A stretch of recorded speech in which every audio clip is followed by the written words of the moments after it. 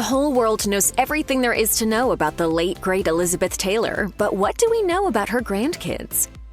Born in 1971, Laela Wilding is the daughter of Michael Wilding Jr. and is Taylor's very first grandchild. Growing up in Northern California, Laela spent a lot of time with her grandmother, including almost every holiday and occasional Sundays. But while these two were undoubtedly close, there's never been any favoritism among the grandkids. Laela told Art and Understanding magazine in 2018 that her grandmother loved all of them equally. In the same interview, she recounted memories of her grandmother cutting her hair and helping with her makeup. Laela said, "She was very artistic. She had a great eye. She once said to me, 'If you've got it, flaunt it.'" Like Taylor, Laela is a creative person with a great eye. She currently works as a graphic designer in Portland, Oregon.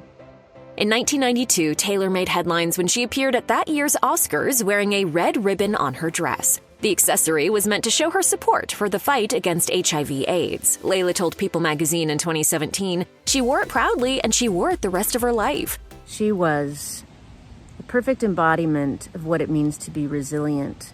As Laela explained, Taylor only really enjoyed being a public figure once she realized she could use her platform to help others. She said, "Her activism gave her a sense of purpose, and gave a sense of purpose to everything that came before." This was a mission she devoted herself to wholeheartedly, and Taylor founded the Elizabeth Taylor AIDS Foundation in 1991. Like her sister and many of her cousins, Laela now acts as an ambassador for the foundation. Laela's little sister, Naomi Wilding, came into the world in 1975. Despite being just 4 years apart in age, they both experienced very different relationships with their grandmother. Unlike Laela, Naomi was only able to see Taylor over the holidays because she lived in the United Kingdom. Then, in the late 90s, Naomi decided to take a job as a fashion designer in the States, hoping to acquire a green card in the process. After her Manhattan apartment was burglarized, Taylor stepped in to help her second-born granddaughter. Naomi later told Art and Understanding magazine, she said, "I'll get you a lawyer, we'll get you a green card, and everything will be okay. I came to stay with her, and I never left." For nearly 2 years, Naomi lived with her grandmother, an experience she remembered as amazing. Like her big sis, Naomi is also an ambassador for the Elizabeth Taylor AIDS Foundation.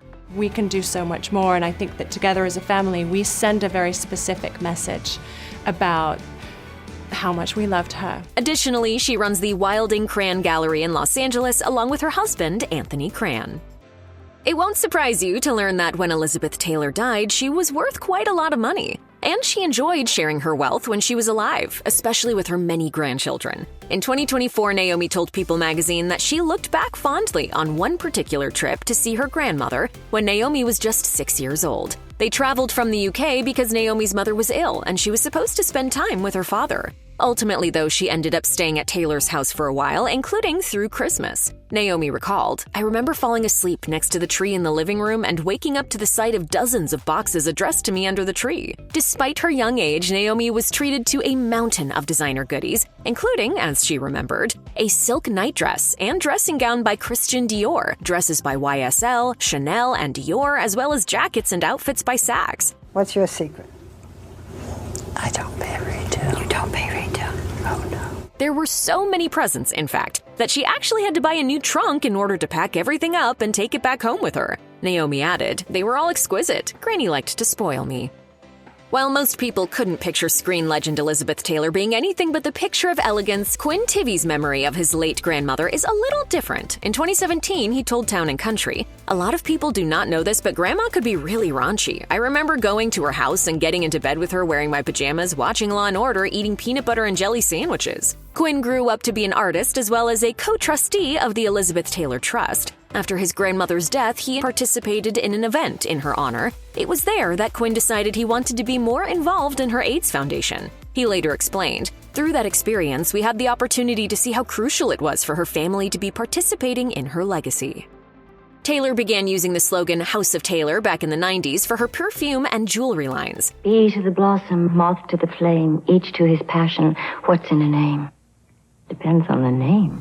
Following her death in 2011, however, the name was repurposed to refer to the entity that would oversee her estate and philanthropic work. Its 3 trustees were chosen by Taylor herself. One of them is Quinn.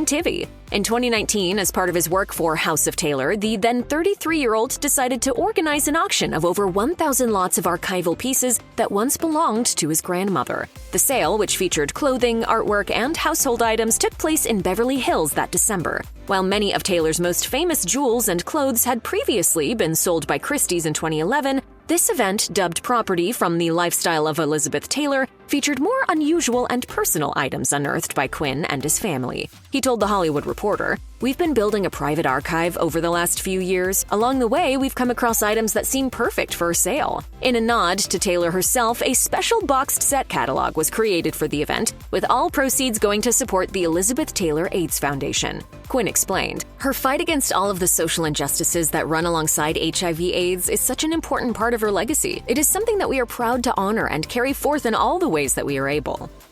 When Eliza Carson was a teenager, she often stayed at her grandmother's sprawling estate, and they'd sometimes go on trips together. Eliza once told Over 60 that she even spent a whole summer vacationing with her grandmother. While Eliza acknowledged that she loved the glitz and glamour of her grandmother's lifestyle, she admired her humanitarian work most of all. She said, "She always stood up for what was right." In that sense, Eliza has taken after Taylor. She's a social worker for the Department of Child Protection in Manhattan, and like her older cousins, she is also an ambassador for the Elizabeth Taylor AIDS Foundation.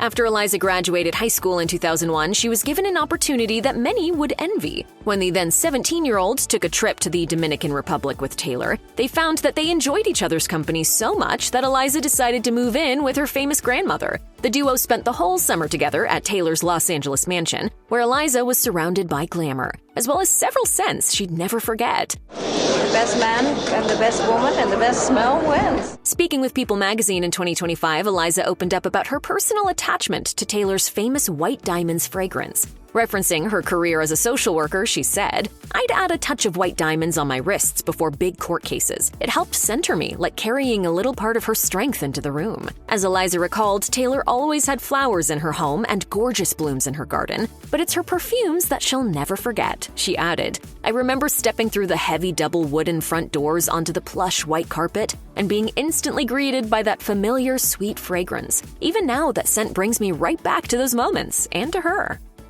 In the early 80s, Taylor welcomed her first grandson, Caleb Wilding. Caleb is the son of Christopher Wilding and his wife Eileen Getty. Yes, as in that Getty family. The couple adopted Caleb after Getty had several unsuccessful pregnancies. In 1992, she told People magazine, "It was traumatic because I really wanted a child." After adopting Caleb, Getty was able to get pregnant and gave birth to a son, Andrew Wilding. Sadly, more bad news was in store for the family. When Caleb was a toddler and Andrew was only 6 months old, Getty tested positive for HIV. She took Caleb and Andrew and fled to New York City, where she became addicted to cocaine. I tried many things in order to get clean, and I just couldn't get there. As a result, Caleb and Andrew were removed from her custody for a time. Getty told People, "My children are my lifeline, but they deserved better." While Caleb and Andrew largely stay out of the limelight nowadays, they have been photographed alongside their mother at galas and fundraisers in support of HIV/AIDS awareness and research. Tarquin Wilding is Laela and Naomi Wilding's younger brother and the 7th grandchild of Elizabeth Taylor. In 2017, he told Town & Country, "I often think about how lucky I am to have been born into a group of such wacky, caring, sensitive people. We admire my grandmother for her boundless generosity, and I believe that we all feel grateful to be able to honor and continue her legacy, especially together." While Tarquin keeps a relatively low profile, we do know that he attends events for organizations near and dear to his heart, including the Elizabeth Taylor AIDS Foundation, and has also done some acting work. He and his wife, Casimira Wilding, also welcomed their first child in 2018. When Christopher Wilding and Eileen Getty's marriage fell apart in 1989, Wilding moved on with Margaret Carleton. They had a son named Lowell Wilding, who, like the rest of his cousins, greatly admired Elizabeth Taylor. Lowell told the Elizabeth Taylor AIDS Foundation, "I was always in total awe of the good my grandmother was able to accomplish in her lifetime. She could so easily have done nothing, like so many others. Instead, she fought, she cared, and she worked for people suffering with HIV/AIDS. Lowell said that he hopes to continue her legacy as well as preserve it. He's since followed through on those words too, as Lowell works on the official Elizabeth Taylor archive. Rhys Tivy, son of Liza Todd and Hap Tivy, is an accomplished artist in his own right. The trumpeter and singer-songwriter grew up in upstate New York before moving to the city to attend New York University, where he graduated with a jazz degree. In addition to performing across the Big Apple, Rhys has taught music and yoga to middle school children. He's also acted in and contributed music to various stage productions. Much like his brother and cousins, Rhys is proud to carry Elizabeth Taylor's torch. My grandmother was an incredible matriarch. She brought our entire family under her lineage together twice a year. He told Vegan Food and Living in 2017, "I try to do whatever I can to help and continue my grandmother's work, sometimes representing at events and speaking on behalf of the organization. If one thing could be learned from my grandmother's legacy, it's that fame is an incredible opportunity to be revolutionary." This isn't the only cause near to Rhys's heart either. He also told the outlet that he went vegan partly because he wants to reduce his carbon footprint. He added, "Climate change is a giant concern, and I hope will be for everyone, especially those in my generation and younger." Not much is known about Elizabeth Taylor's youngest grandchild, but we do know that he was caught up in a fair bit of drama as a child. Richard McYon, who was born in 2001, was living with his mother, Maria Burton, when she filed a restraining order against his father, Tom McYon. Tom alleged Burton hadn't been functioning as a mother, while Burton's restraining order filing claimed that he had been verbally abusive. An unnamed friend of Burton's told Wales Online that Tom was also violent toward Burton. Perhaps understandably, Richard continues to live his life outside of the spotlight even today.